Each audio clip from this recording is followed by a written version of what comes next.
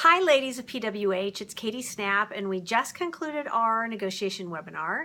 Sorry we didn't get to 2 questions, so I'm going to answer both of those questions and they apply to just about everybody because the answer in both of them has to do with your communication skills. Yeah, right. And then I'll give you a couple quick recap items at the very end about negotiation. So the first one's from Rosalie. She said, with customers, when they're in a strong position to walk away, how do you keep them engaged without appearing weak? All right, great question. And I have a great answer. The answer is with a question.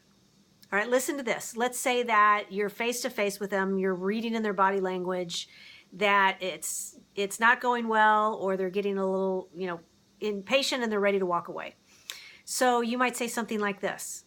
So I'm curious about how I'm doing meeting your expectations. Can I talk to you for just a bit about that? Or like this. I'm not sure I'm hitting the mark here. Can I ask you a few questions? Then you ask permission to ask them a few questions.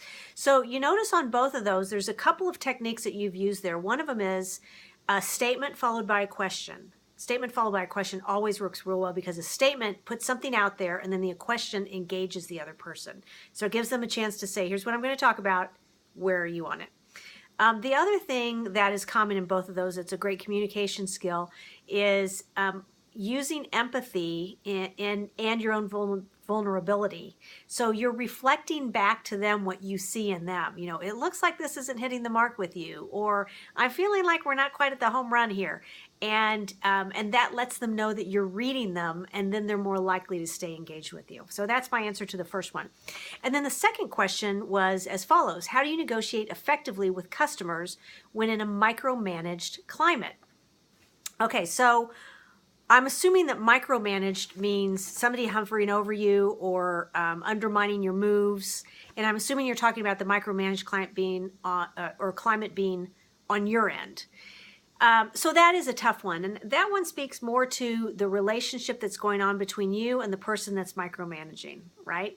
And perhaps the best way of managing that is to have what I call a tough conversation. And it doesn't have to be tough. It makes it sound like it's tough, but it's a little unnerving to have to tell someone, whatever you're doing is not working for me. We've got to change it up. So that can be that can feel confrontational. But here's the script that I use for that. Here's what I'm seeing, and here's how it's affecting me. Here's what I'm seeing, and here's how it's affecting me. So it might sound like in this situation. When I get ready to sit down and talk to one of our customers in a negotiation scenario, I know that you're hanging around and you're helping me. We call that help strikes again. So I appreciate, maybe a little appreciation here. I appreciate you being nearby and supportive. So here's what I'm seeing. Number 2, here's how it's affecting me. When I start to engage with the customer, however, it's keeping me from focusing on exactly what I need to concentrate on. And I'm better going from point A to point B on my own and then covering it with you later. All right, so here's what I'm seeing, here's how it's affected me. And I think that works in so many situations. That really helps get somebody give them the perspective of what's happening to you. And you notice here's what I'm seeing, here's how it's affecting me is non-confrontational because you're using the me and the I. Brilliant, right? So remember, principled negotiation is about starting with positions, but all of the conversation is around interests and building on it with those interests. And interests are needs and features and facts that they're interested in and wants. And when you start delving into that sort of a conversation, it'll become more comfortable for you. It'll become much less nerve-wracking for you. And then just remember to manage your head game. You know what you're doing. You've done it before. Confidence is the memory of success.